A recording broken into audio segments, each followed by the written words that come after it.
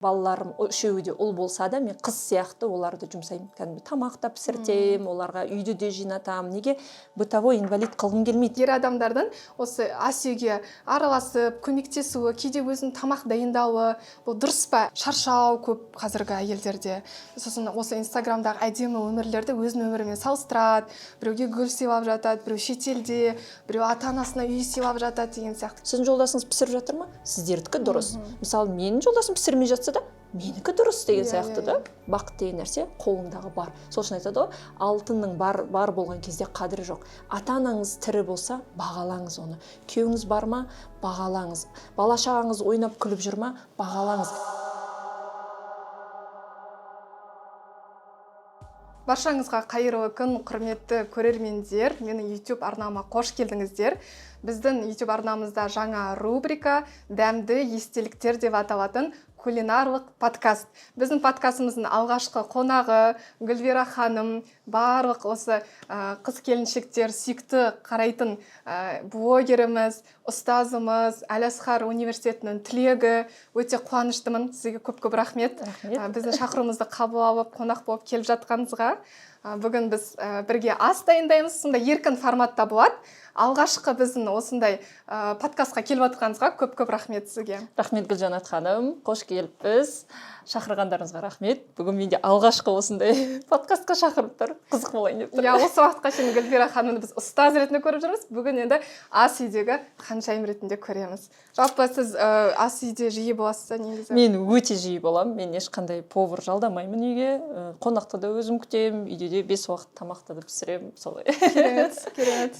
Бүгін біз французша ет пісіреміз. Жалпы мен өзім YouTube арнамда сондай жеңіл тағамдарды жақсы көремін. Жеңіл, тезде жасай салатын, ұзақ дайындалатын рецепттер мені шаршатып жүреді білем. Сондай тез дайындалатын тағамның бірі, ыстық тағам. Мысалы, кешке жұмыстан келдіңіз, и тез жасап духовкаға сала салатын, бір 30 минутта дайын болатын тағам.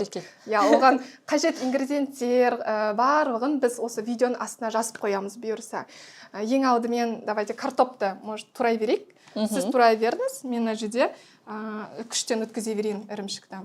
Картопты жұқа қылып турау керек бізге. Сосын астына саламыз бұйырса. Жалпы өзіңіз ас үйге деген махаббатыңыз, жаңа тамақ дайындау, қалай басталды, сонымен бөлісіп кетсеңіз. Гүлжанат ханым, бір қызық айтайын ба? Маған қазір дежавю болып жатыр да. Мен кішкентай кезімде негізі үйде тамақ пісірген кезде осындай подкаст сияқты өзім бір интервью беріп жүретін ше. Кішкентай кезімде ол кезде мен ұстаз боламын или осындай эксперт боламын деп ешқандай ойламаған, бірақ осындай айтып, әңгіме айтып, сізмен бір андай балалық бір арманды орнағандай болып тұрсыз ғой. Қазір сол нәрсе болып жатыр да.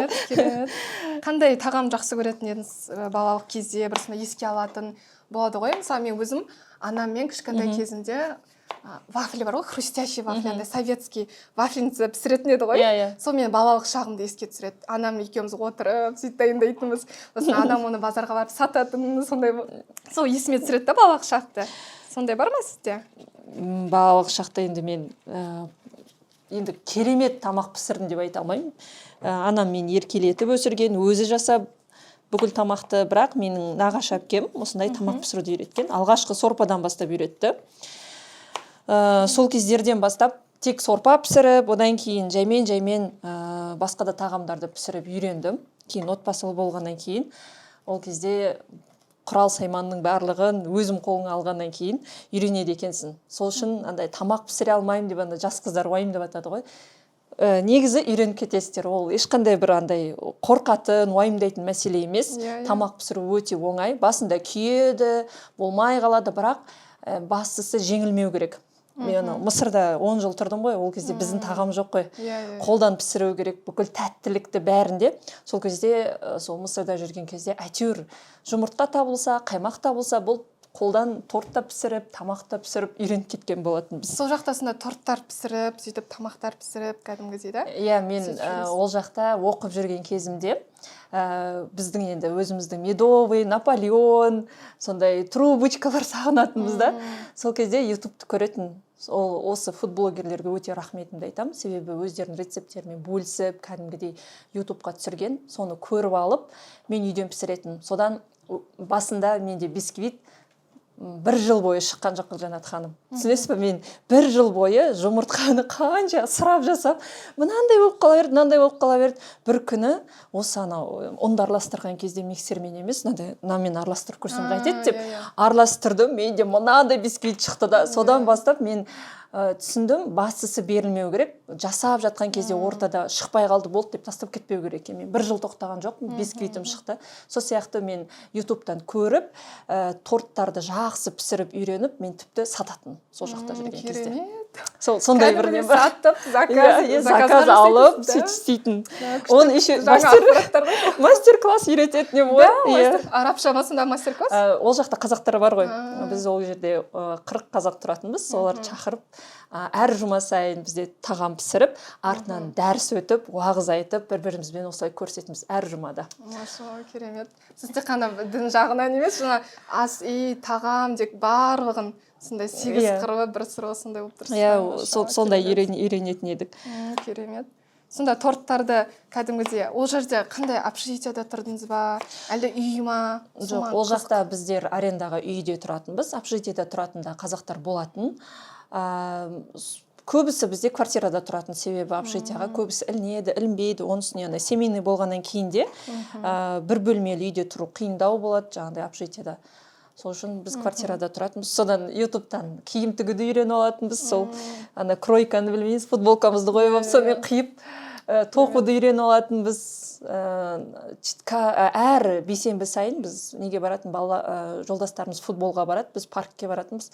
Сол жерде отырып, босқа әңгіме айтпай, тоқып, балаларымызға да қарап, солай өзімізше сол кезде даму клубымыз еді ғой біздің сол кездерде.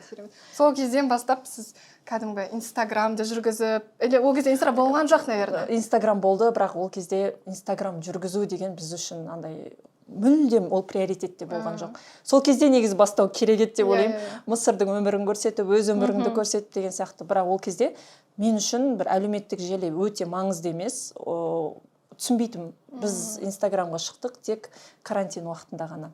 Сабақты онлайн беру режиміне өткеннен кейін инстаграмды қолға алып, жаңа сол жерде сабақ өтіп, оның өзінде мынандай ғой, запрос жібергендердің бәрін удалить етіп, тек қыздарды қабылдап деген сияқты. Кейін жаймен қыздардың талабына сай, көп сұрақтарына сай біз инстаграмды ашық айтып, сабақты бердік. Бұл енді өзің қазір медресе аша алмайсың, қиын ғой, бұл менің онлайн медресем ретінде қараймын. Сол үшін солай.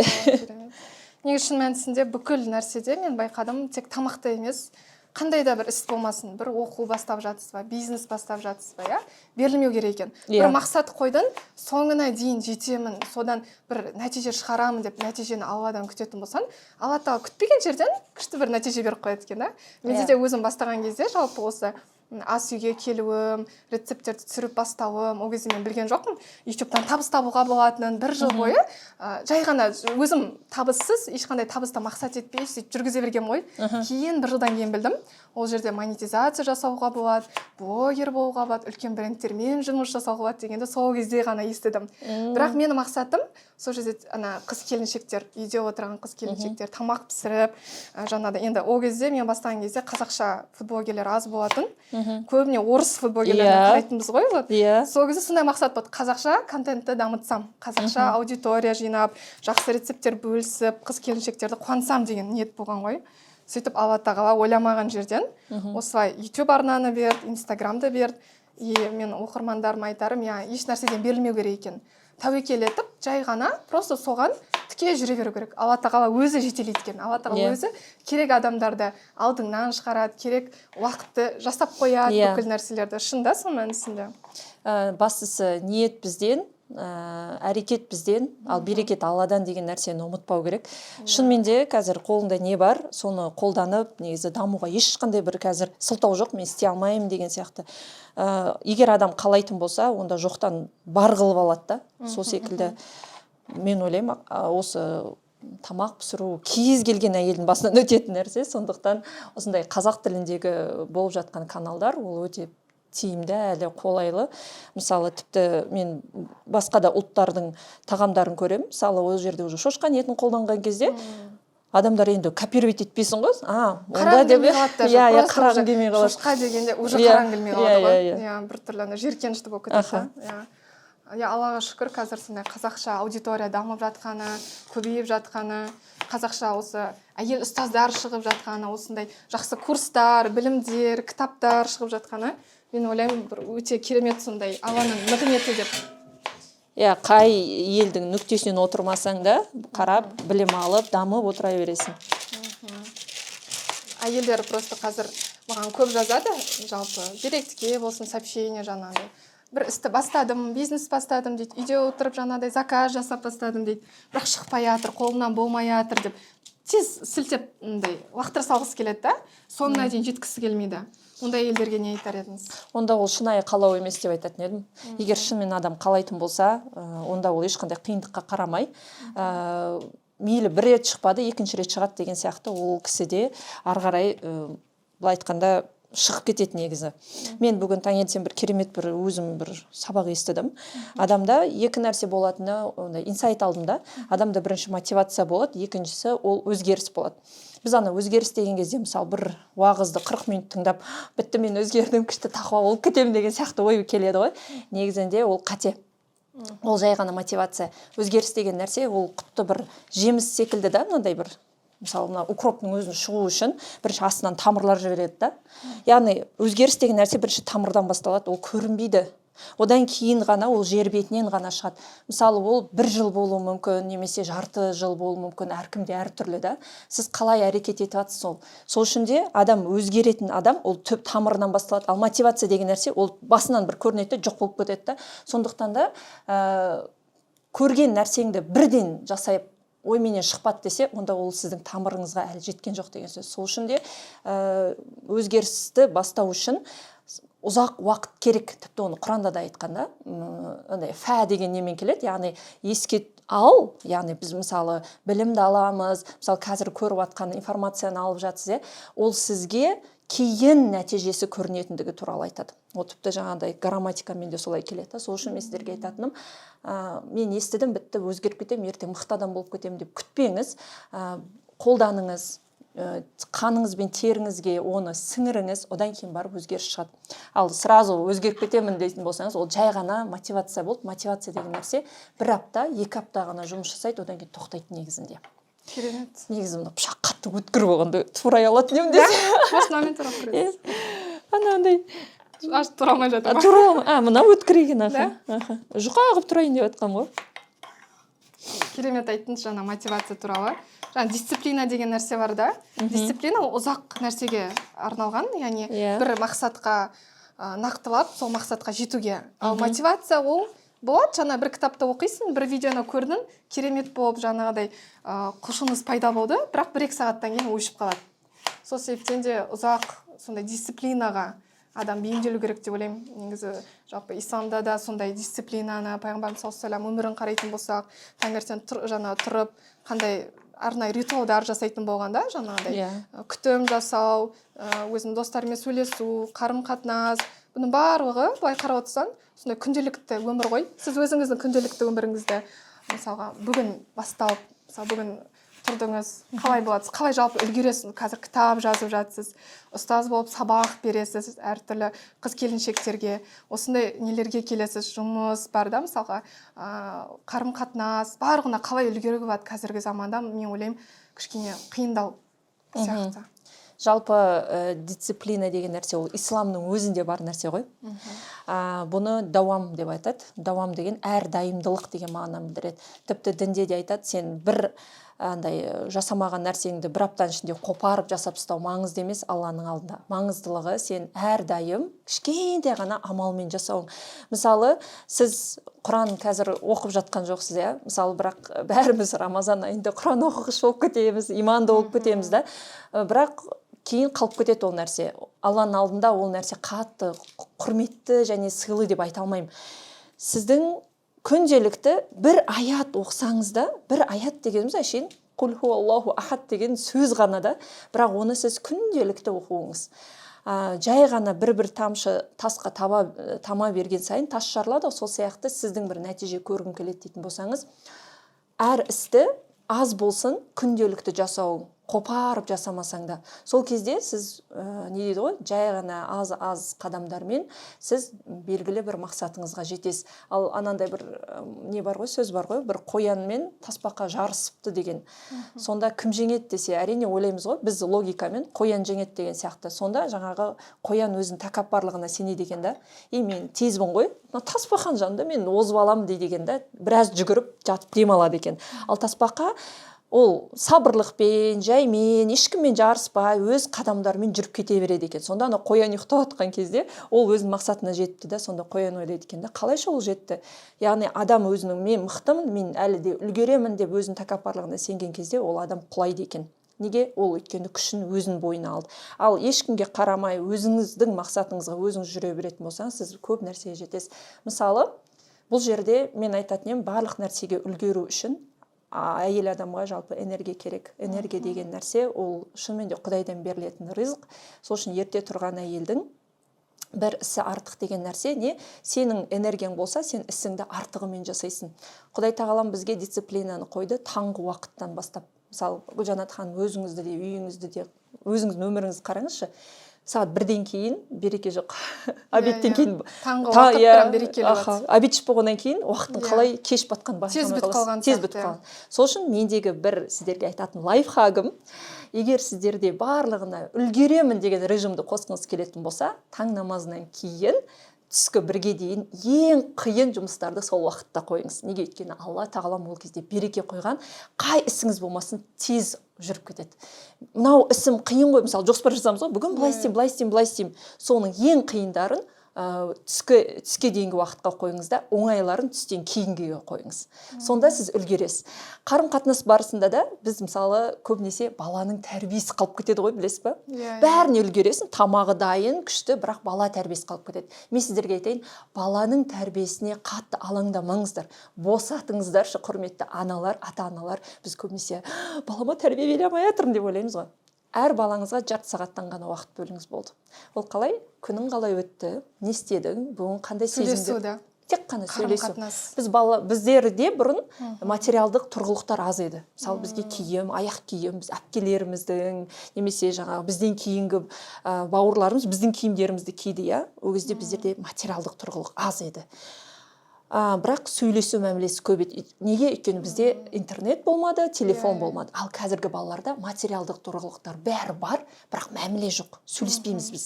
Ал қазір балаларға осы сөйлесу жетіспей жатыр. Тек сөйлесіңіздерші болды. Переходной возрасттан да күшті өтесіздер, кризисный моменттерден де күшті, депрессия, стресстен күшті өтесіздер. Тек сөйлесу арқылы. Қазір сөйлесуге біздер психологқа сағатына ақша төлейміз негізі. Сол үшін де ашық сөйлесіңіздер. Не сезініп тұрсың? Кім ренжітті? Сен қалай өзіңді сезіндің? Енді қалай шешеміз осыны? Міне, сол кезде балаңыз бәрін айтып, ішіндегісін бәрі босап қалады. Қазір оған күшті кеде алып берсең де оны айтады. Керек емес. Ең бастысы қарым-қатынас. Мен өзім қызымнан да байқаймын. Оған күшті жаңағы киімдерді де алып бересің, ойыншықтарын да, айфоны да, бірақ именно сөйлесуге келгенде оған ең қымбат прям қатты керек та оған. Мысалы мектептен келді, біреу ренжітті ма, или бір жерден көңілі түсіп қалды ма, бір нәрсе қорқып қалды ма, оны шығару керек екен бала. Ата-анасына айт. Ал біз ең сенетін адамы ата-анасы ғой. Ең авторитет адамы ата-анасы. Ата-анасына қарап өседі да, содан тәрбие алады. Сол себептен де күнінде просто 20-30 минут қана бөлсек, ол в основном бізде үстел басына жиналған кезде, тамақ пісіріп, үстелдің үстіне отырып, әңгіме айтқан кезде. Қазіргі балалар көбіне тіпті, мен білмеймін енді, солай естимін көп отбасыларда, телефон, жаңағыдай, білмеймін, сериал қарайды, телевизорге көп көңілін бөледі. Сол себептен де тіпті үстел басына да жиналмайды.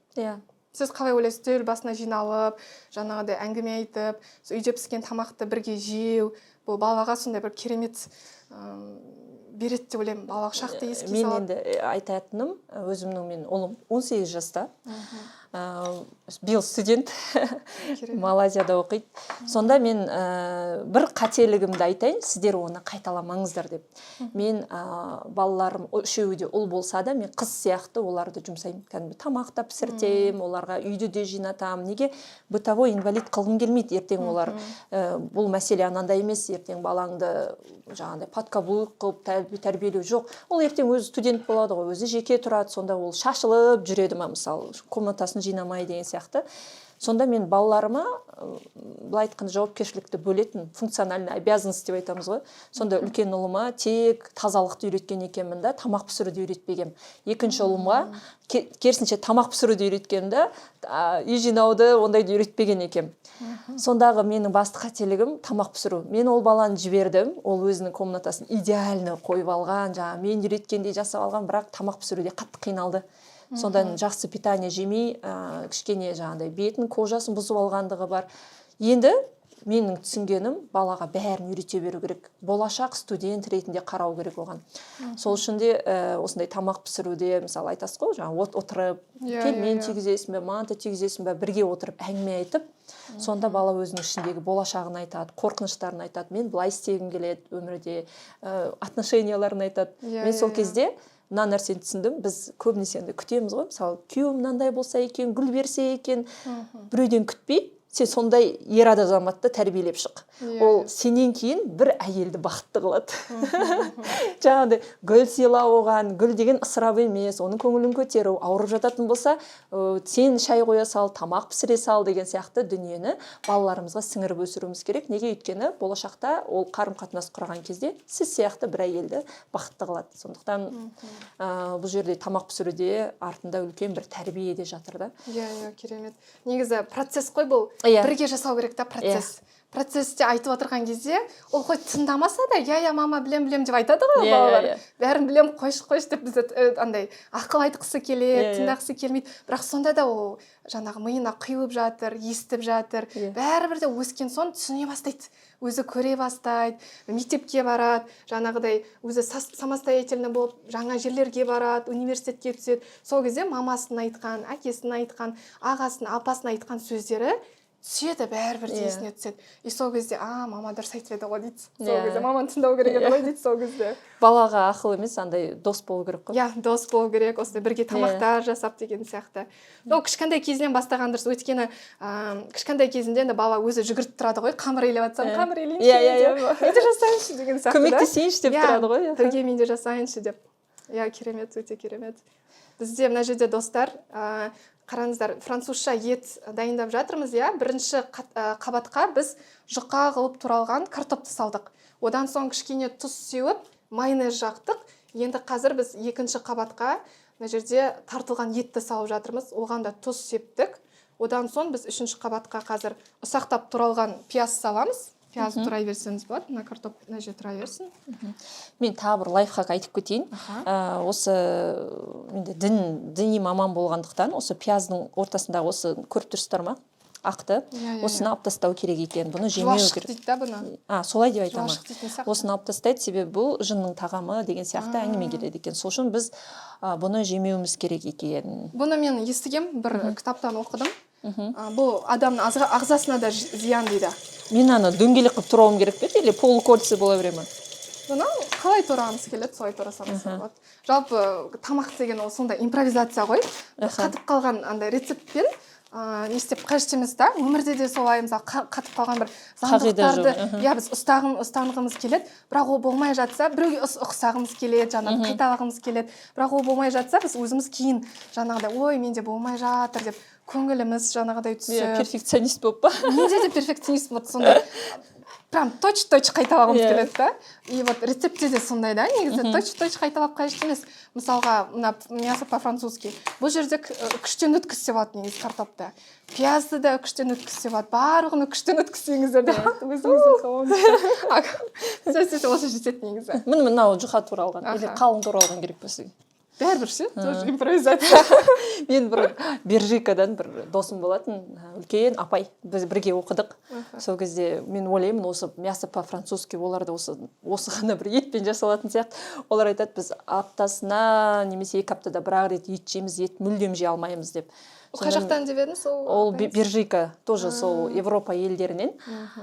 Сонда айтатын, мен айтам, жоқ, біз күнде ет жейміз, мысалы 1 килограммды, 2-3 килограммды бір күнде жейміз десек, таң қалатын ғой. Мен айтам, біз әлемде осы қасқырдан кейін 2-ші орында тұрамыз ет жеуден деп. Бірақ ет өте пайдалы, негізі. Сонда айтады, бір ет жеп, қатты асқазаным ауырып, сен ойладың бетті, Гүлвира қалай ет жей береді екен деп. Біздің неміз үйренген ғой, асқазанымыз үйренген, барлығына үйренген. Мен жақында Таиланд елінде болғам. Ол жақта енді ет, халал ет таба алмайсың да, қиындау. Ол жерде жаңағыдай теңіз өнімдері, креветки, моллюски, сондайлар жей берген ғой. Енді ол халалға жатады жаңағыдай. Именно керек халалдарын. Бір күні менде асқазаным ауырып бастайды ғой. Отравление дей ма, сондай болып басталады. Хотя отравление болатында еш нәрсе жасаған жоқпын. Дәрігерге барып сұрасам, олар айтады, морской белок деген болады екен. Сол біздің қанымыз үйренбеген. Біздің жалпы ата-бабаларымыз ондай теңіз өнімдерін күнде жеп үйренбеген ғой. Сол себептен біздің организм қабылдай алмайды екен. Басқа елдің адамдары да біз сияқты күнде жылқының етін, қазы, қарта жей алмаса, олардың да асқазандары ауырып қиналады екен осылай. Бізде мына жерде пияз салдық, достар, 3-ші қабатқа. Қазір картоп саламыз. Помидорды да сіз ұсақтау қылып тұра берсеңіз болады. Сосын біз үстіне сырды саламыз. Сосын, кстати, мынаны қосып қою керек. 180 градуста пісіреміз. Шамамен 40 минуттай. Әркімде әртүрлі. Так.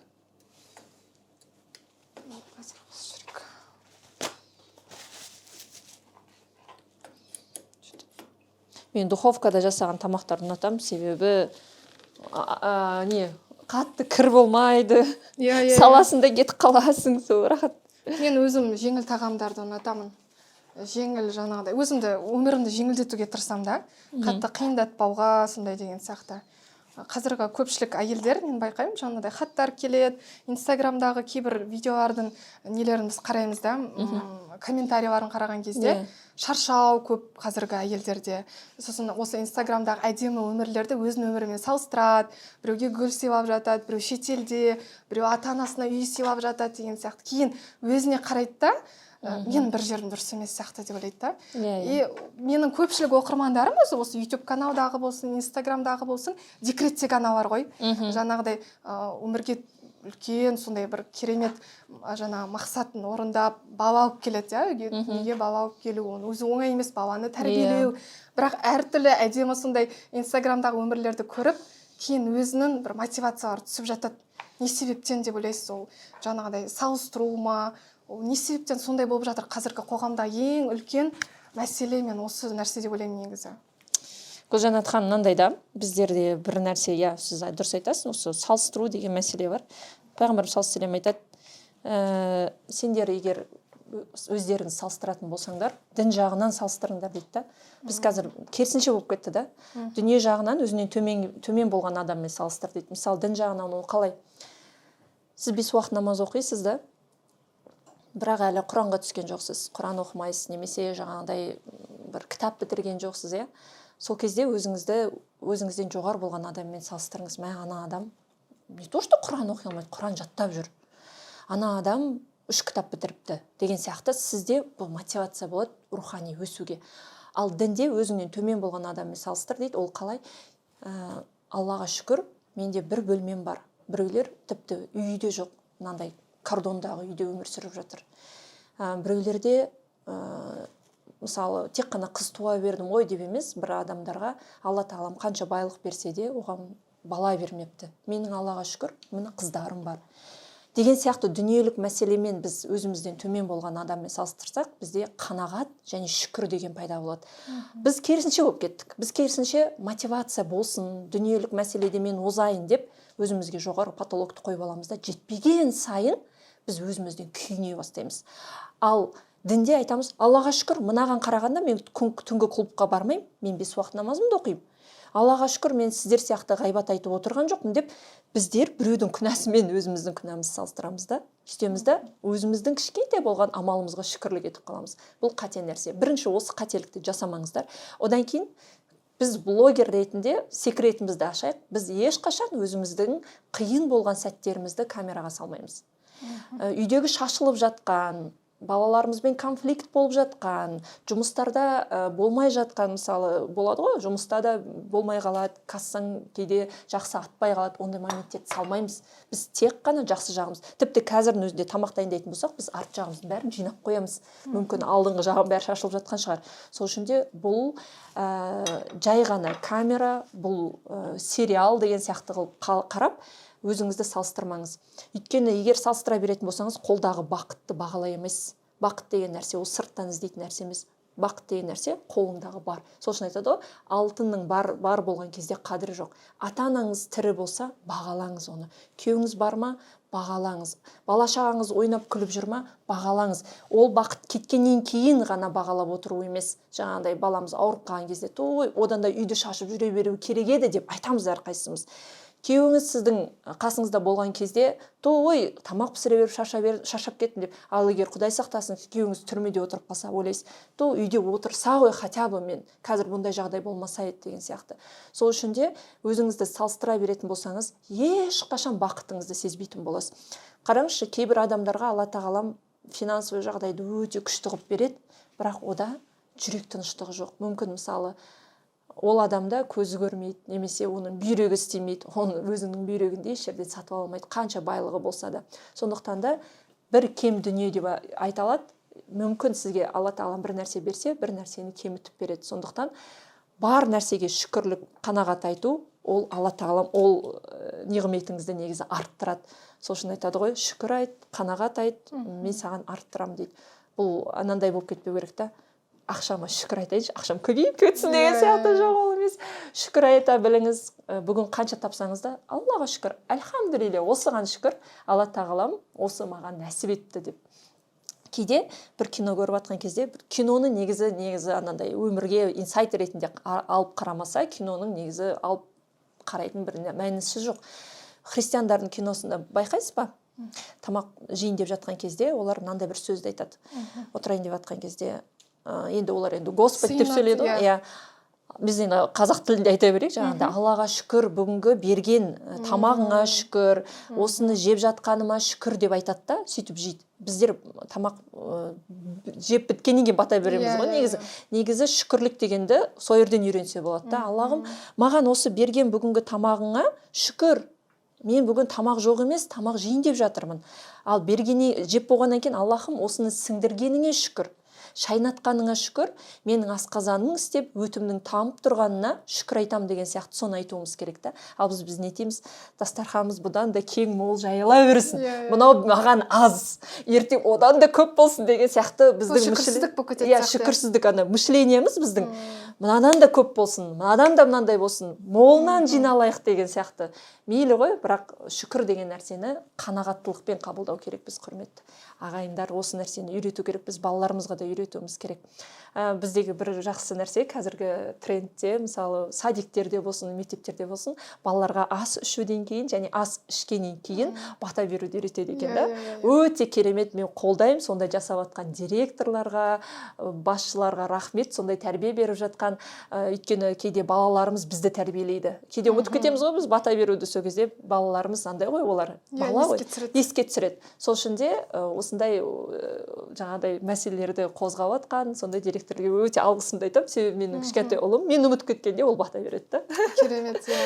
Қазіргі балалар негізі бізге қарағанда андай ақылдырақ па, көп нәрсені алдын ала біліп тұрады ма, сезіп тұрады ма? Зумерлер ғой.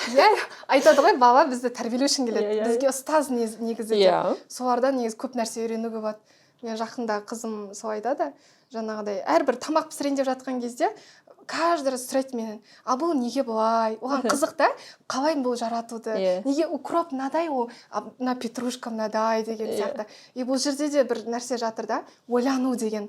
Ойлану, Алланың нығметін, бізге қалай берді, бұл қалай жаратуды, біздің өзіміздің дүниеге келуіміз, адамның жаратылысы, былай ойланатын болсақ, біздің шүкіршілігіміз артады да, алла тағала оның құдіретті екенін, бүкіл нәрсеге жаңағыдай құдіреті жететіндігін сол кезде біз сенеміз да. А біз когда сенбей қаламыз, жаңағыдай болады бір күмәндар туы мүмкін. Бола ма осы іс, болмай ма, что-то уайымдап тұрмын деген сияқты бір андай іште бір уайымдар болса, сол уайымды сене алмай жатқанымызды Аллаға беру керек екенбіз. Сол екен. Өте маңызды нәрсе екен, соны түсіндім да.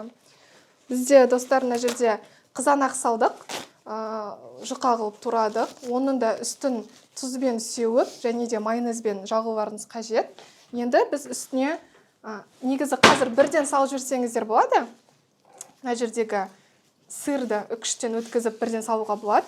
Бірақ мен сіздерге бір лайфхак айтқым келеді. Егер сіздердің ірімшіктеріңіз сондай созылып тұратындай, әдемі болып шыққанын қаласаңыздар, осылай қазір пешке салып, 30 минуттай пісіріп алып, піскеннен кейін үкішті сепсеңіздер, сосын 5 минутқа салсаңыздар пешке, сол кезде жаңа айтқандай әдемі созылмалы болып шығады сырларыңыз. Қазір осылай біз духовкаға саламыз. Осылай оңай дайындалады, мен өзім жақсы көремін осындай оңай рецептерді. Бірақ енді YouTube каналымда бар, әрине. Ұзақ дайындалатын да, торттар, пирогтар әртүрлі. Так, мына жерде уақыт қойылам екен бізде. Уақыт қойылмайды, онда бүйтіп қазір есептейміз. Секунд номер қойып салайын.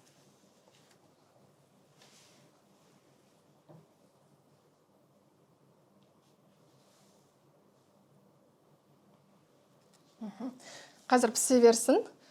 Укроп кессек болады біз. Так. Мен осылай кесе берейін. Жалпы өзіңіз қандай тағам жақсы көресіз? Сонымен бөлісіп кете аласыз? Қандай торттар ма, әлде ыстық тағамдар ма? Мен ең жақсы көріп және жақсы пісіретін тағамым ол әрине палауды жақсы көремін. Жақсы пісіремін. Біздің үйде негізі күрішті өте жақсы жейді. Білмеймін, қазір жастар балалар ақ күрішті жақсы көреді ғой. Біз енді Мысырда балаларым сол жақта дүниеге келді. Ол жақтың тағамдары көбінесе етсіз және жаңағыдай күріш көп жейді, дәнді дақылдарды көп жейтін. Бір шетінен ол да дұрыс шығар.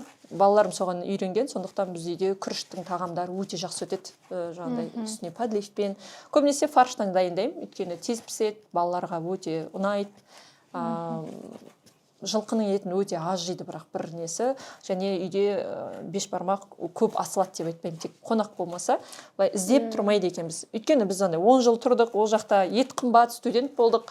Сондықтан ет, балық көп сондай қолданамыз. Және тамақ таңдамаймыз негізінде. Жей береміз. Бірақ тез дайындалатын тағамдарды ұнатамыз. Дұрыс. Негіз тамақты таңдамай, қандай бар соларды жеп, бірақ мөлшермен енді жеп, одан асырмай жесе, оның ішінде барлық керек өзімізге күнделікті керек. Дәрумен, Д витамині де, С витамині де барлығы бар ғой бізде. Сол кішкентай кезімізде толықтай ет, май жеп өскен балалар, құрт, ірімшік жеп өскен балалар, қарайтын болсаңыздар, жаңағыдай дені сау, сондай аяқ-қолы балғадай, сондай кәдімгідей сезіледі. Мен өзім бешбармақты кәдімгі жақсы көремін. Бірақ жолдасым қатты ұната бермейді. Күнде асуға дайынмын ғой бешбармақты. Бірақ жолдасым жаңағыдай манты, сондай нәрселерді жақсы көреді, фаршпен, ерекше дайындалатын сондай тағамдарды. Өзім жалпы фудблогерлікті бастаған кезде жаңағы жолдасымды таңғалдырам деген сияқты алғашында дайындап бастаған кезде менің дайындағаныма сенген жоқ. Мені ойлапты, мен булочка дайындағам, жаңағы магазиннен сатып алды деп ойлаған ғой, дүкеннен сатып алды деп. Күшті. Мен ол жұмыстан келген кезде дайындап қойғам, ол ойлады сөйтіп сатып алды деп. Сосын жаңағы енді демалыс күні келеді ғой, демалыс күні дайындап берем. Таң қалады ғой, мен духовка салып атқанымды қарайды, ашып қарайды. Ол тамақ дайындалады деп мен ойламаған ғой, дайындай алады, өзім үйретем деп сөйтіп ойлапты. Жалпы өзі солай кухняға көмектесіп жүреді. Өзінің ең сүйікті дайындайтын тамағы палау, сіз жаңа айтқандай.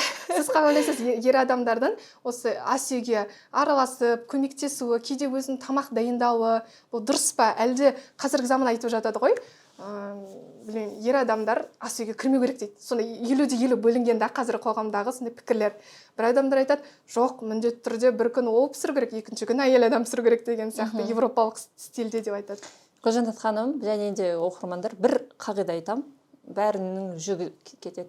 әркімдікі өзінікі дұрыс. Мысалы, сіз дұрыс деп санайсыз ба? Дұрыс. Біреу дұрыс емес деп санай ма? Оныкі де дұрыс. Әркім өзінің тәрбиесінде, өзінің былай айтады, өзінің саясатына байланысты. Сол үшін де кейде біз көп адамдардың ақылын тыңдап, өзіміздің қарым-қатынасымызға кіргізе бастаймыз да. Керісінше, сіз үшін не дұрыс, сіз саясатыңызды білесіз, өз өміріңізді білесіз. Кішкентай кезіңізден қандай мәмілемен өстіңіз. Бірақ кейде шариғат дұрыс емес деп, және де ақыл дұрыс емес деп жатқан кезде өзгертуге болады ол нәрсе. Бірақ ер адамның кухняға араласпауы деген мәселе жоқ. Менде өйткені шынымен жаңа айтқандай, ер адам кейде жалғыз қалып қалуы мүмкін. Әйелі ауырып больницаға кету. Сонда ол не, аш қала ма? Немесе ол адам нәскиін таба алмай әлі жүре ме деген сияқты. Сол үшін әр адам саналы түрде мен өзімді қалай асырай аламын, қалай мен тұлғалық дамуда боламын деген сияқты ойлану керек. Пайғамбар саллаллаху алейхи вассаламның өмірін қарайтын болсақ, ол кісі әйелдеріне көмектескен. Ал енді осы жерде көмектесті, подкаблук болды деп айтатын болса, онда сөз бірінші пайғамбар саллаллаху алейхи вассаламға тиіп кетуі мүмкін. Сондықтан сүннет негізінде сыртқы бейнеге байланысты емес, сүннет деген нәрсе пайғамбар саллаллаху алейхи вассаламның жүрген жүрісінде қайталау. Тіпті пайғамбар саллаллаху алейхи вассалам қайтыс болғаннан кейін де сахабалар сағынып, мешітке қалай барды, қалай қайтты, тура солай жүретін еді ғой. Сол үшін де біздер тек қана ғибадат мәселесіне ғана ойланбай, отбасылық мәселеде де ол ғибадат қой. Сол мәселені де қарау керекпіз да. Киімін өзі тіккен, өзі мысалы от жағып берген, бәрін өзі істеген. Бәрін де өзі істеген. Бұл жерде бөлінбеген әйел еркек деп. Сен адамсың, тамақ жеу керексің бе, өзің істе деген сияқты да. Бірақ отбасыда әйел істеп жатса да жақсы, ер адам істеп жатыр ма, оған сөз тигізбеу керек. Оның семьясында ол нәрсе дұрыс нәрсе, оған барып сен дұрыс емес деп пікіріңді қосуға болмайды да. Сол үшін Гүлжанат ханым, сіздің жолдасыңыз пісіріп жатыр ма? Сіздердікі дұрыс. Мысалы, менің жолдасым пісірмей жатса да, менікі дұрыс деген сияқты да. Ондай комментировать етпеу керек негізі. Әр үйдің өзінің традициясы болады дейді ғой. Әр қайсында әртүрлі.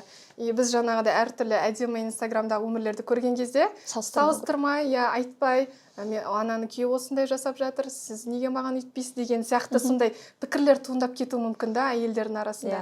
Сіз күшті айттыңыз негізі. Тіпті бірінші свиданияда білуге болады. Үйінде отбасында күйеуі егер кейін болашақта тамақ істеп бере ма, жоқ па, ауырып қалсам деген сияқты. Бірінші свиданияда ресторанға барған кезде чайникті алып, егер жігіт құйып жататын болса, демек ода ок. Егер ол кезде шайды әйел құю керек деген ода тұратын болса, сен құй деп тұратын болса, онда ол үйде ол бала және оның папасы ешқашан кухняға жоламаған. Сіз одан күтпеу керексіз. Болашақта ауырсаңыз да, үйде жоқ болсаңыз да, заготовка қалдырып, мынаны бит пісіресің деп кәдімгідей өмірдің соңына дейін одан еш нәрсе күтпей өмір сүресіз. Сол үшін свиданияға барған кезде жан күнім мен сені жақсы көремін деген сөз емес. Осындай мәмілеге қараңыз, әрекетіне қараңыз, ашуына қараңыз, өзінің ұстанымына қараңыз. Сол үшін осындай мәселеде болашақ құратын. Мінез дейді ғой, көркем мінез. Ең басы пайғамбарымыз саллаллаху алейхи вассалам мінезі Құран болған дейді ғой, көркем мінез, ер адам мен ойлаймын, жаңағыдай көркем мінезді болып тұрса, барлық жағынан әйелін қолдап, тамақ жағынан да, басқа жағынан да, мен жаңа бір тағы нәрсе сұрағым келген. Тамақ пісіру, ол құлшылыққа айналдыруға бола ма, ғибадатқа? Мүмкін ба ол нәрсе? Так, бастайын десең. Жалпы біз андай құлшылық десе, жай намазды жайып қойып, үстінде намаз оқуды ойлаймыз ғой. Жоқ, құлшылық деген нәрсе, сол жай намазға дейінгі апаратын нәрселердің барлық құлшылық. Мысалы, үйіңізде әйеліңіз тамақ істеп жататын болса, ол супер, мен сізге айтайын. Көшеден тамақ сатып алмай, үйден тамақ істеп жатқан берекесі мол. Өйткені мен өмірде, енді білім жолында 10 жыл жүрдім ғой, сол кезде бізге ұстаздарымыз көшеден тамақ жеуге тыйым салатын. Вообще біз көшеден тамақ жемейтінбіз. Несептен халал харам екенін білмеген жоқ, ол жақта Мысырда бәрі халал. Оларға шошқан еті кіру мүмкін емес ол жаққа. Сонда не үшін десек, адам қандай ниетпен пісіріп жатқанын білмейсің дейді. Ниет деп айтты да, ал психологияда оны энергетика деп айтады. Адамның қандай энергетикамен. Тіпті медресеге повар алатын болса, көркем мінезді, ашуланбайтын, сондай үлкен апайларды алады. Неге? Әбден нәпсісі уже тынышталған, бүйтіп құтырып тұрмайды да. Мысалы, бір бала ашуландырса, соған жынданып, етті шауып бітпейді.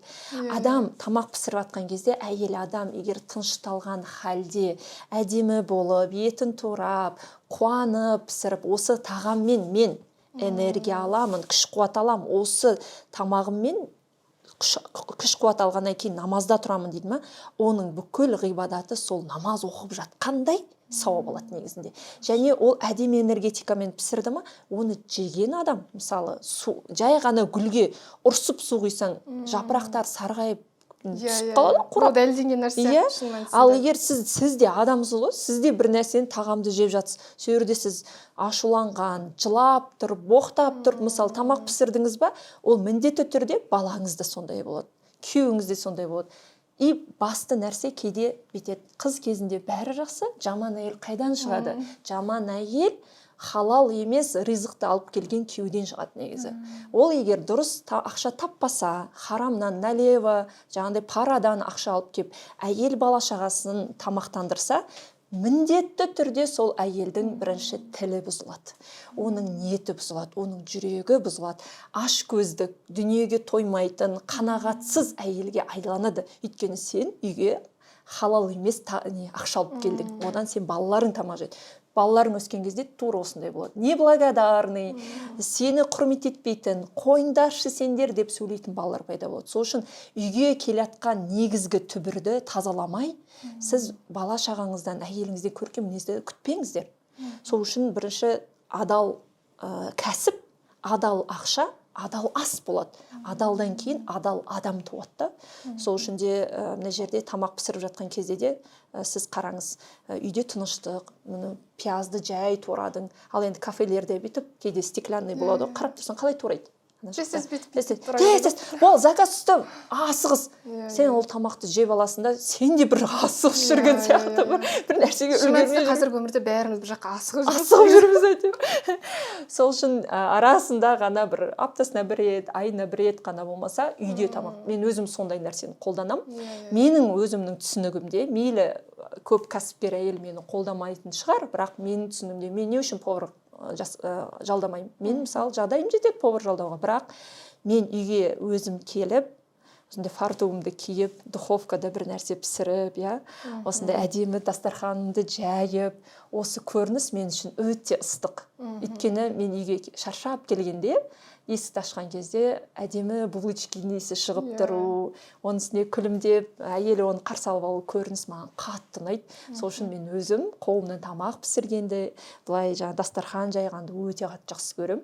Үлгермей жатсам ғана анандай ашытылған қамыр алатын шығармын, бірақ бәрібір үйден иісті өзім шығарғым келеді.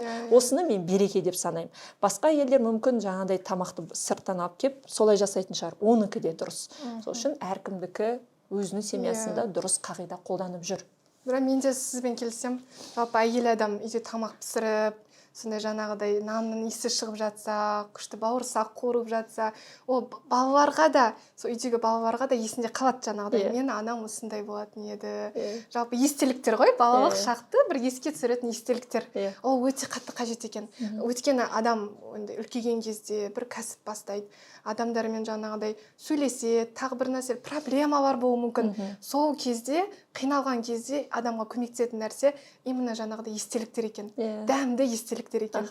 Адамға сондай жақсы бір ой беретін, жүрегін тыныштандыратын, мамасының жаңағыдай дәмді бауырсағы, немесе пирогы, сондай болады екен да, қазір айтса.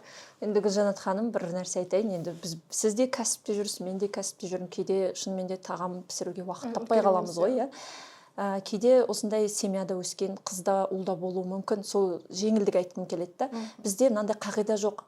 Бәрін әйел адам істеу керек. Үйден ғана тамақ пісіру керек деген нәрсе емес. Қазір Аллаға шүкір заман дамыған. Қазір курьер бар, звондай саласын алып келеді. Сол үшін осы қағиданы бетуандай қойып жаңағыдай менің анам пісірген, сен де пісіру керексің деп әйелінен талап ет. Мүмкін оның анасы пісірмеген. Айтып тұрмын ғой, үйленбей тұрып, жағалауда тұрып, ол қалай тәрбиеленді? Ол біздің үйге келгенде қалай өзгере алады? Осы нәрсені бірінші көру керек та. Мысалы, мен білем кейбір семьяларда, отбасыларда мамасы да жұмыста, папасы да жұмыста, балалар өздері курьерға заказ беріп тамақ жеп үйреніп қалған. Олар мамам менің кухняда тұрады деген оларда былай ой жоқ, сана жоқ. Ондай естелік жоқ та. Ол да нормально. Мына жақта ер адам тұр, оның мамасы үйінде болған. И ол келеді да, менің анам осындай болған, сен ондай емессің деп айта алмау керек та. Неге? Қыз бен жігіт болып жүргенде осы нәрсені сөйлесу керек. Бұл мелочный нәрсе, бірақ бұл ертең ажырасуға алып келетін нәрсе да. Иә, Сен ана айтады, мен сенің мамаң болғым келмейді дейді, қазір психологияны оқып алғандар. Сен мен өзің мамаңа ұқсатып жатсың дейді, анау сен мен абьюзерство жасап жатсың деп. Жоқ, бірінші үйленбей тұрып, наберегу дейді ғой, сөйлесіп алыңдар. Барыңыздар, танысыңыздар, оның ата-анасымен көріңіз, папасы қалай отырады, папасы тек қана мысалы отырып, мамасы жүгіріп бәрін дайындап, бір қасық көтермесе, ертең күйеуіңіз де бір қасық көтеріп күтпеу керек та. Өйткені бала деген нәрсе ол айна, ол біз айтқанымызды істемейді, ол істегенімізді істейді. Ата-ана не істейді, соны қайталайды. Сол үшін біз айтамыз, баланы тәрбиелеме, өзіңді тәрбиеле, ана ретінде, әке ретінде өзің тәрбиеле деп айтамыз да. Сол үшін бізде мысалы мен өзім менде кәсіпте жүргеннен кейін анда-санда үйде пісіруі мүмкін, болмаса доставка менде алуы мүмкін, и ол нормальный нәрсе да. Ойлаймын, өзімнің ұлдарыма келетін келін күшті болады.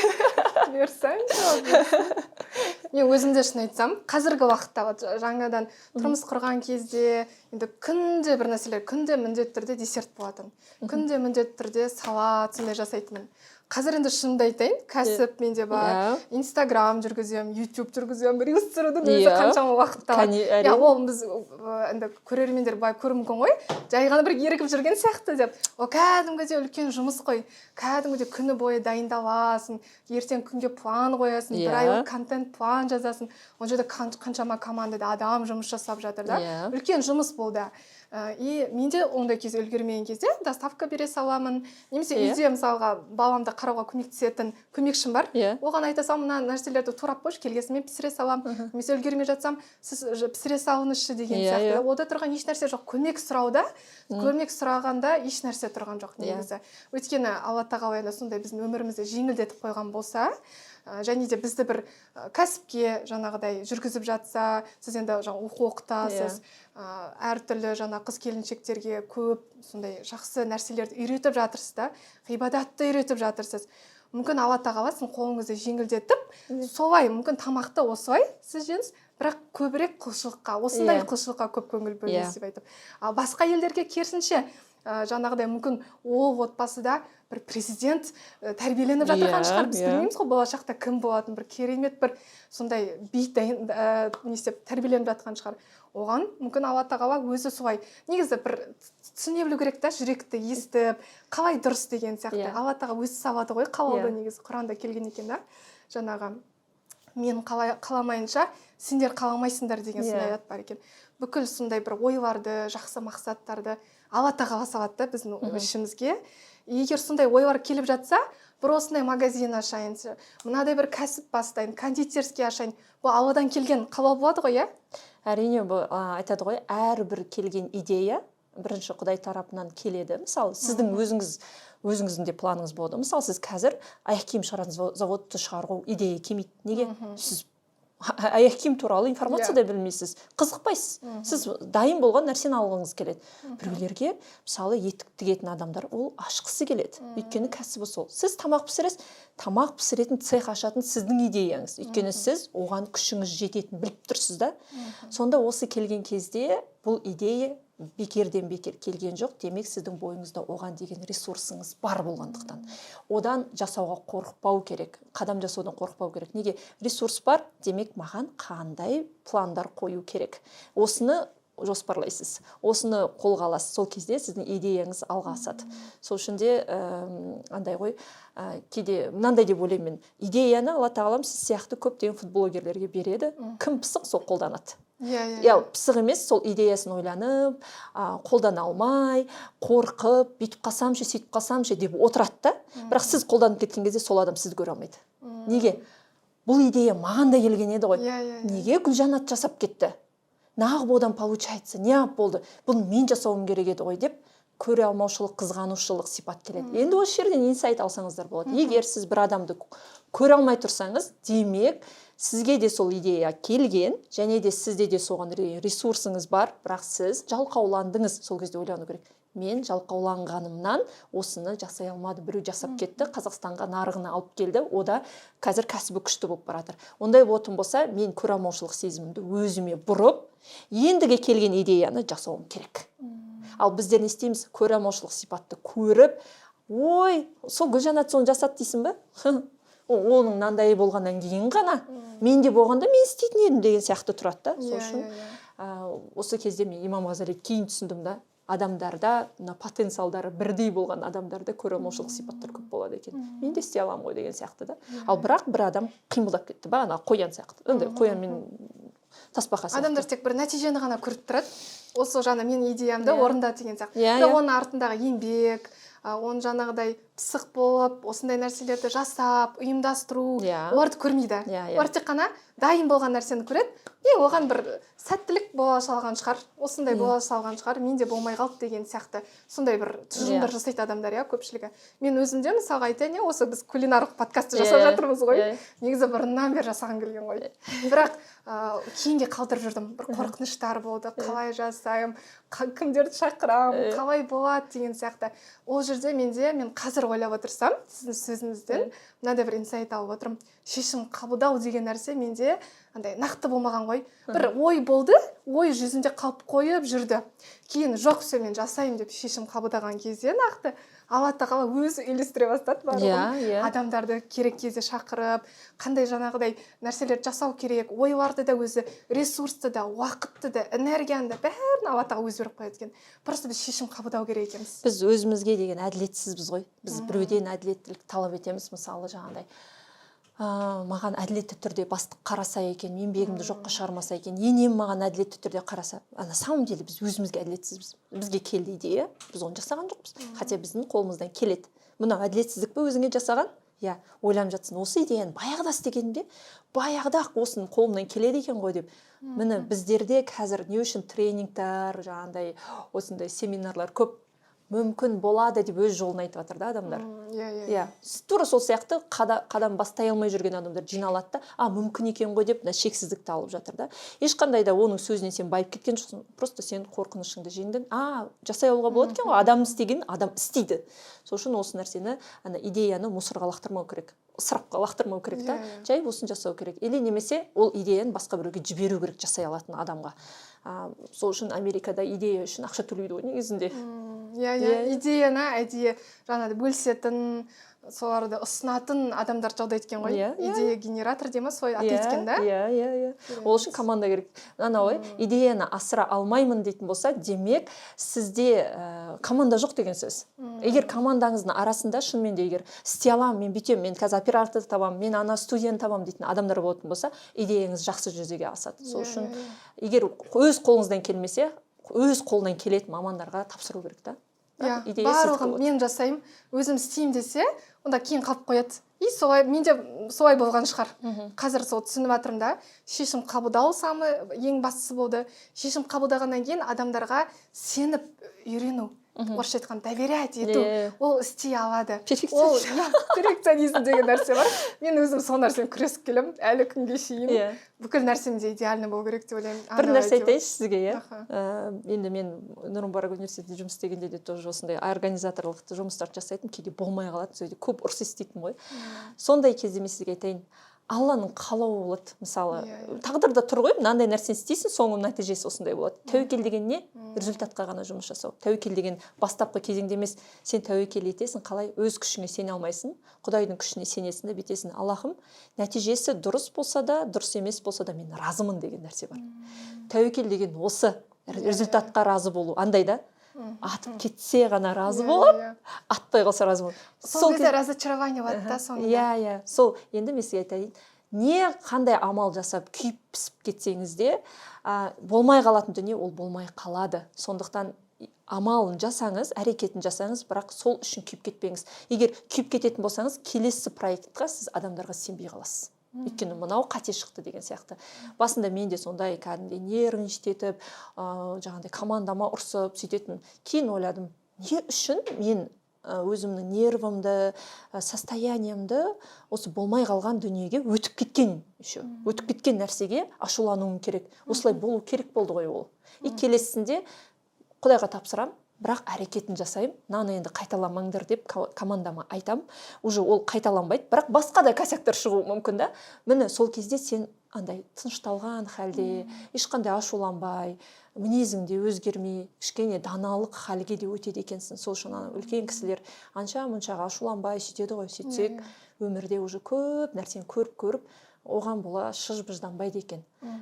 Міне даналық жолын сен сатып ала алмайсың. Оқысаң да оны қолға алмауың мүмкін, бірақ сен естіген нәрсеңді амалға асырсаң, сен даналық жолға тез жетесің.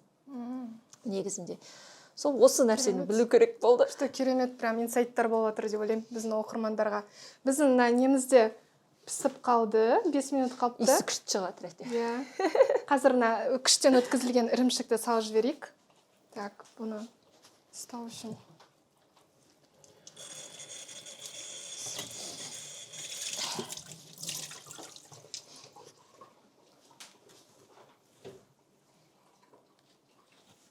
Біз ұстайтын жоқ екен, сол себептен осылай. Көтер алам. Әдемі болып пісіп жатыр. Енді осының үстіне күштен өткізілген ірімшік салып жіберейік. Жалпы осылай ірімшікпен жасалатын тағамдар андай созылып тұрады ғой, әдемі болып. Сондай дайындау үшін ең соңында ғана салу керек. 5 минут қалған кезде салсаңыздар, сол кезде сіздерде сондай әдемі болып шығады. Қазір енді осының үстіне біз ақ желкенді салып жібереміз. Ас көк. Ақ желкен салуға болады, ас көк салуға болады. Так. Бұл негізі французша ет деп аталғанымен, бірақ француздар бұл тағамды өздері білмейді екен. Естіңіз бе сондай да, Эльвира ханым? Білмеппін, олар көбінесе андай бір маған қамыр тамақтан көп тамақ жейтін сияқты елестейді. Паста, пицца сондай ғой негізі. Өзім сол Европада болған кезде қамырлы тамақтарға тойып келгем. Сосын жаңағыдай официанттан сұраймын ғой, мясо по-французски бізге беріңізші деп, французша ет беріңіз. Ол түсінбейді не екенін. Ол тек біздің СНГ елінде ғана танымал екен. Бұл еттің атын солай қойған, французша ет деп. Негізі бірақ Францияда бұл етті өздері ташкентский чай сияқты болып тұр ғой. Иә, сондай. Сосын Ташкентте мен байқағаным, аччук деген салат бар ғой. Сол салат жоқ екен да. Біз үйреніп келдік, мен білмеймін. Бір неге барсам, тоже ресторанға аччук салат бер десем, олар ондайды білмейді, ташкентский салат дегенді білмейді. Сол кейбір тағамдарды біз өзіміз ойдан шығарып, сөйтіп не істеткенбіз да, осы неде. Қазір енді хит деп айтса болады, ташкентский шай бүкіл ресторандарда хит. Ол да біреудің ойына келген шығар. Жаңа Алла тағала қалау салған шығар, осы шай хит болады деген сияқты да. Бір шетінен мен айтатыным, тағы да бір көре алмаушылықты жоятын нәрсе. Сіз идеяны жүзеге асырамадыңыз ғой, біреуге бердіңіз, сол идеяны ол адам жүзеге асырып, соны жасап кетті. Бір хадис айтам, сіздің мен идеямды ұрлады, бұл менікі деп жарсамай-ақ қойыңыз. Адамда мынандай нәрсе бар. Мен өмірдегі бір миссиям бар. Мысалы, мен қайтыс болып кеткен кезде Гүлвира деген атақ қандай мен қалады. Мен соған қарай көбінесе жұмыс жасаймын да. Мынандай нәрсе. Сіз хадисте былай деп айтады. Кімде-кім бір жақсылықтың есігін ашып, адамдарға сол жақсылықты үйрететін болса, және сол жақсылықты үйренген адамдар да оны жасайтын болса, әрбір жасағанның әрбір жақсылығы саған келеді. Сауап болып тұрады. Өйткені сен оның негізін аштың. Егер сен бір адамға бір жаман нәрсе үйреттің ба, мысалы боқтау үйреттің ба, темекі шегу үйреттің ба, әрбір боқтаған, ол да үйреткен адамның күнәсі саған келеді. Сол үшін сіздің идеяңыз егер жақсы идея болатын болса, сіз біреуге оны үйреттіңіз, ол алып кетіп, оны жасап, басқаларға үйретіп жатыр ма, ертең қияметке дейін ағылып келіп тұратын нәрсе садақа жария деп аталады. Жария деген ағылып келе береді. Тіпті періштелер де сізге деген кітап жазуды тоқтатқан кезде осы сауаптар сізге қияметтің күніне, өйткені ол сетевой маркетинг сияқты да. Сіз үйреттіңіз, ол қанша адамға үйретіп жатыр. Сондықтан ғой, біреуге намаз үйреттің ба, Құран үйреттің ба, мықты инсайт үйреттің ба, білмеймін, отбасылық қарым-қатынаста бір нәрсені үйреттің ба, ол адам оны қолданды ма, адамдар бақытты ма? Иә, жақсылық па? Жақсылық, ондай болатын болса сізге келеді. Ал жақсылықтың жазасы тек қана жақсылық деп Құранда айтады. Демек сол жақсылық саған өзіңе келеді, отбасыңа келеді, сенің ұрпағыңа келеді. Мысалы, осыған байланысты андай бір керемет бір алдында бір оқиға болды. Бір не көрдім да, видеома бір нәрсе көріп қалдым. Сонда жаңағы, мысалы, кейде біздің ата-бабамыз мал бағып, сондай болады ғой. Сол кезде айтады, біз сіздің атаң андай болған, жомарт болған, керемет болған, осындай мен жағдайым болмай жатқан кезде, үйде нан таппай жатқан кезде бір қойын тастап кеткен деген сияқты әңгіме естиміз ғой. Сол кісілер өзінің балаларына өсиет етіп, кейін бір оларды байып кетеді ғой. Міндетті түрде сізге жақсылық қайтады. Анандай ғой, ұмытпайды да. Қиындық кезде сенің атаң жәрдем берді, енді мен оның немересіне де жәрдем берем деген сияқты да. Сол үшін де жақсылық жасай беріңіз, және жақсылықты үйрену керек екен. Жамандықтан жирену деп не үшін айтады? Жамандықты үйретпей-ақ біз үйреніп аламыз. Мысалы, балаңызға боқтау үйретпедіңіз, бірақ көшеге шығады да сразу үйреніп алады. Құранды өйтіп үйретсеңіз ол үйренбейді. Жақсылықты сол үшін біз қинап істейді екенбіз өзімізден. Қиналып болсын істеңіз. Неге? Өйткені сіздің ұрпағыңызға да, немере, шөбере, жеті ұрпағыңызға дейін оның жақсылығы келеді. А егер сіз жамандықты жиренетіңіз болсаңыз, ол да жақсылық екен. Яғни жамандықты үйренгім келмейді менің. Жамандықты керісінше тоқтатам деген өзі жақсылық қой негізі ислам дінінде. Ал егер сен жамандық жасауды үйренетін болсаң, онда ол бітті. Құрдымға кетіп бара жатсың деген сөз. Өйткені кішкентай ғана бір құмалақ, ол бір қарын майынды шірітіп жібереді. Кішкентай ғана бір күнә қаншама сауаптарыңды күйдіріп жіберуі мүмкін. Сол үшін андай тіл және де осы тілді ғой сақтау керек. Тіл және ми, жаман ойды. Сол кезде сіздің өміріңіз де жеңілдей бастайды, амалыңыз да жеңілдей бастайды. Оны күнәнің 9-ы тілден деп бекер айтпаған ғой. Мысалға, біз тіпті адамды ішімізден, ойымыздан бір жаман ойлап қалсақ, оны мысалға қазір бар ғой заманда соттау, ойша, неге бұл бұлай, ол мынадай деген сияқты. Оны ісі мынадай, ол потому что мынадай деген сияқты бір сондай бір шешім шығарып қоямыз ой ішімізден. Ол шешім кейін тілден шықса, өсек болады. Ал егер шын болса, сол өзін ойлаған нәрсеміз, онда ол ғайбат күйінде қалады, иә. Ал егер өтірік болып шықса, онда жала жабу болып шығады да, одан да үлкен күнә да. Сол себептен де, бірақ біз білмейміз қаншалықты біз енді күнделікті өмір өтіп жатыр. Орысша айтқанда рутина дейді ғой, тез өтіп жатыр. Біз қас қағым сәт бұл өмір, ертең біз білмейміз, ертең ба, бүгін ба, қашан өмірден өтіп кететінімізді. Сол себептен мен ойлаймын, мүмкін біз ойша біреуді жамандап қойып жатқан шығармыз, ғайбат айтып қойып жатқан шығармыз, жала жауып қойып жатқан шығармыз. Хотя бы солардың орнын толтыру үшін көп жақсылықтар жасау керек шығар, иә, көп садақа беру деген сияқты. Жаңасы айтқан садақа жария, кстати, сұрайын деген. Мен осы уақытқа шейін ойлап келдім, жаңағы бір білімді үйрету, ол жерде жаңағы дін жағынан ислами білімді үйрету деп.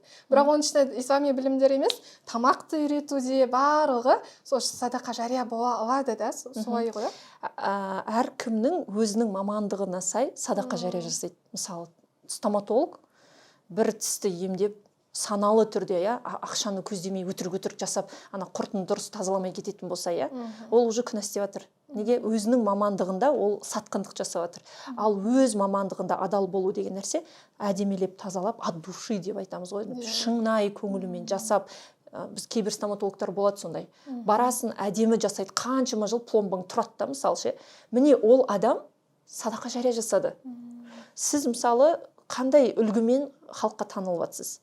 Сол нәрсеңіз садақа жария. Мысалы, сіз отбасымен қарым-қатынасыңыз, тамақ пісіруіңіз, еш нәрсені жасырмай айтқаныңыз, иә, кейбір жаңағыдай рецептте бір грамын басқаша айтып, басқаша шықсын одан деген сияқты емес. Міне сіздің садақа жарияңыз осы. Әркім өзінің мамандығынан сұралады. Мысалы, мына жақта оператор өз мамандығынан, маркетолог өз мамандығынан, тағы да ана жақта мұғалім өзінің мамандығынан. Сізден кеп діни адам болмасаңыз, діни жағынан сұрамайды. Алла тағаланың әділдігі осындай. Алла бір адамдарға қандай потенциал берді, қандай қабілеттер берді, сол қабілет арқылы сұрайды. Ең бастысы ниет дұрыс болу керек та. Иә, біз бастысы не нәрсені көрсетіп жатырмыз. Жақсылық деген нәрсе не? Өзің андай ғой, өзіңе нені қалайсың, өзге адамға соны қалау. Мен жақсылық деген нәрсе осы. Сіз айтып жатсыз ғой, жаңағыдай біз жаңа ғайбаттаймыз, нетеміз, соттаймыз біреуді деп. Иә, ол тәкаппарлықтың түбі негізі андай. Мен әділ сотпын, мен өзім идеальныймын, сол үшін мен өзге адамды айта аламын.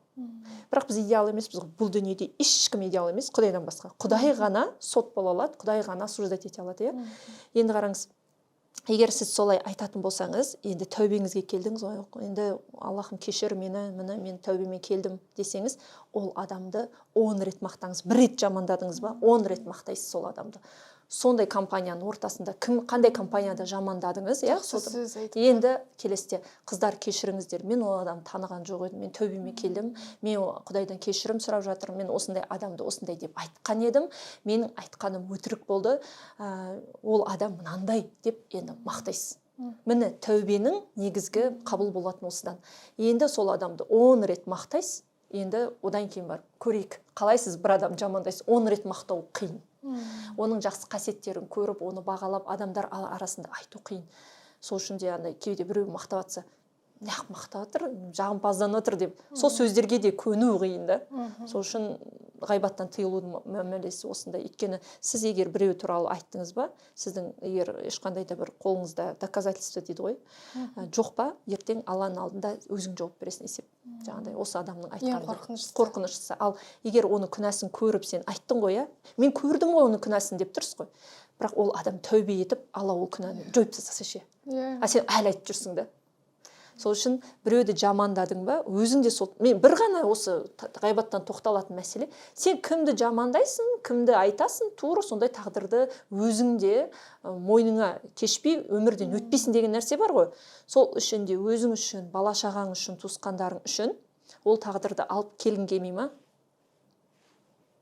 Алла тағалам бір тілге 32 әскерді қойып, және 2 қақпақ қойған. Соның өзімен жауып жүруіміз керек та. Күшті айттыңыз. Алла разы болсын. Сондай керемет дүниелер айтылып жатыр. Бізде тамағымыз пісіп қалған сияқты. Қазір мен оны өшірейін.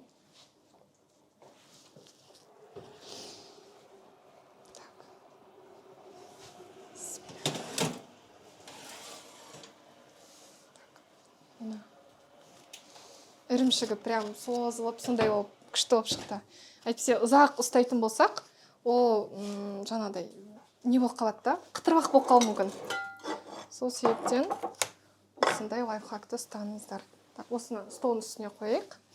Көрермендерге көрсетейік қалай болып шыққанын. Осындай әдемі дүниелер айтылып, осындай әдемі тамақ пісірген, мен ойлаймын да, Алланың үлкен нығметі, Аллаға сан шүкірлер. Қазір бұны тарелкаға салып, бірге дәмін көрейік, қалай болып шыққанын.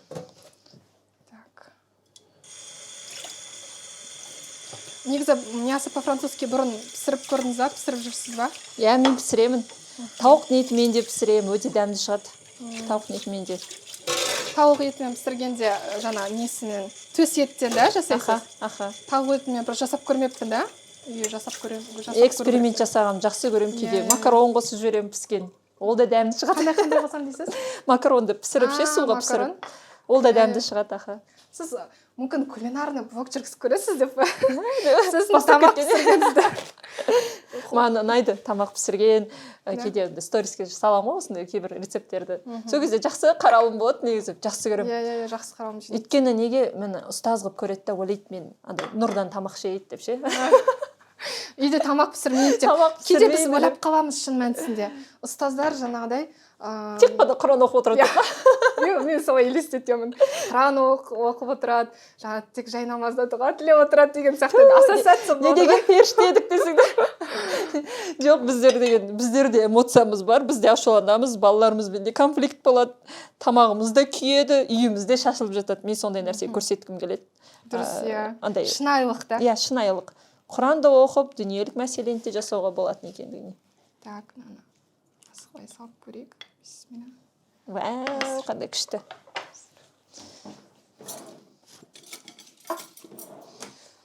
Піскен болу керек. Негізі енді бұны ұзақтау пісіретін болса, әрқайсының да пеші әртүрлі ғой. Негізі, мысалы, мен өзім пешімде 30 минутта піседі. Мына пеште де піскен сияқты картоптары жұмсақ. Жалпы достар, егер мысалға кейде болады ғой, жаңа біз басында қозғадық, иә, тамақ шықпай қалуы мүмкін. Сол кезде берілмей қайтадан көру керек екен. Мен өзім енді жалпы шын айтайын, повар мамандығын оқыған жоқпын. енді бір кулинарлық мастер-класстарға белгілі поварлардың енді қатысып, осы бірнеше жылдың несінде ғана қатысып жүрген болмаса, бұлай бір повардан білім алып, университет, колледж бітіріп, ондай жоқ. Мен жай ғана бұл хобби ғой, жақсы көретін ісім. Негізі мамандығым филология, тіл мамандығы, иә. Бірақ тамақ пісіргенді кішкентай бала кезден бері жақсы көремін. Бірақ көп менде жаңағыдай нелер болды, эксперименттер, провалдар көп болды. Мусорға кеткен жаңағы ингредиенттер болды, пирогтың ортасы піспей қалады, шикі болып шығады. Бірақ сол кезде жай ғана берілмей, жасай беру керек. Содан кейін бәрі жақсы болады иншалла. Ал енді дәмін көрейік, бисмилля деп. Осындай жақсы әдемі дүниелермен, сондай жақсы естеліктермен айтылған тамақ, мен ойлаймын. Бұл да бір берекелі, адамға сондай жақсы Алла тағаланың несібесі ғой, сондай болады деп ойлаймын. Қалай болды сіздің ойыңызша? Сочный деп айтамыз ба, қалай? Өте дәмді. Пісіріп көріңіздер үйлеріңізде. Өте дәмді шығар. Ингредиенттерін төменге жазып қоямыз. Қалай жасалатын да барлығын жасап қоямыз. Отбасыларыңызға осыны дайындап, жаңағы ұсынып, қуантып, осылай дайындап көріңіздер, достар. Гүлвира ханым, сізге көп рахметімді, алғысымды айтқым келеді.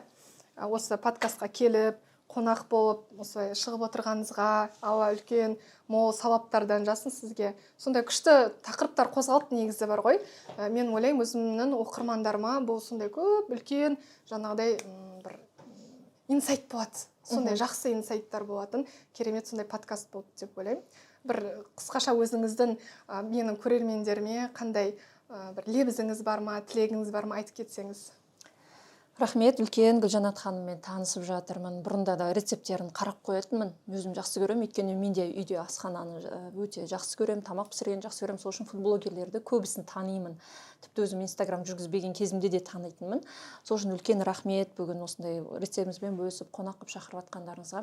Қыз келіншектерге айтатыным, әр нәрсенің идеалын күтпеңіздер. Идеалды сәт деген нәрсе жоқ, идеалды күн, момент деген нәрсе жоқ. Идеалды күнді, моментті өздеріңіз қолдан жасайсыздар. Және де қолынан шықпай қалды десеңіз, ол бүгінгі соңғы күн емес. Құдай тағалам сізді күнімен таңда оятып жатыр ма? Осы күн сіздің дәл сәтке толы, міне сіз жасай аласың деген күнді Алла тағалам беріп тұр. Өйткені рухыңызды қайтадан қайтарып, көзіңізді ашып жатыр ма? Демек, өмірге деген әлі де сізде көптеген мүмкіндіктерді қойып қойған. Сондықтан бірінші күніңіз екінші күнге ұқсамау керек, өйткені құрдымға кетесіз. Ол хадисте Пайғамбар саллаллаху алейхи ва саллям айтқан, әр күнде әр жаңаша нәрсені үйреніңіз, әрбір инсайтты алып біліңіз. Қанағатшылдық, шүкіршілдік халде өмір сүретін болсаңыз, сіз жоғарғы вибрацияда өмір сүресіз. Ол Құдайға жақындық, ол шүкірлік халі, ол сізді жоғары қарай, алға қарай дамыта береді. Сондықтан да мен әйелдерге айтатын едім, декретте отырсыз ба, мүмкін жұмыс істеп жүрсіз ба, сіздің өміріңіз дұрыс келе жатыр, әр сәтті бағалай біліңіз. Декретте отыратын сәттің өзін кейін балаңыз өсіп кеткен кезде оны бағалай алмайсыз. Қазір сіз оған құйып жатсыз. Бүкіл өзіңіздің өмірдегі алған тәрбиеңізді, мәмілеңізді құйып жатсыз. Ал енді балаңыз өсіп кеткен кезде 18 жаста құя алмайсыз. Оған құятын оның достары, ортасы, өзінің мұғалімі болады. Сондықтан 2 жылма, 3 жылма ол сізге берілген неғмет. Сіз бір солдат сияқты Алланың алдында үлкен бір президентті дайындап жатырмын деген сияқты рольда отыруыңыз керек. Алла тағала сізге бастамаңызға береке берсін. Отбасыңызға береке берсін. Барлық жақсылықтарды Алла тағала нығметіңізді арттыра берсін. Шүкіршілігіңізді арттыра берсін. Осындай әдемі жерлерге келіп, жақсы өзіңіздің насихаттарыңызбен бөлісіп, оқырмандарыңыздың көзайымы болып жүре беріңіз иншалла. Өте қуаныштымын. Рахмет сіздерге де. Достар, біздің подкастымыз аяқталды. Егер сіздерге жақсы бір сондай инсайттар болып, жақсы бір ойлар келіп жатса, комментарийға жазып кетіңіздер. Және де біздің арнамызға тіркелуді ұмытпаңыздар. Келесі кездескенше.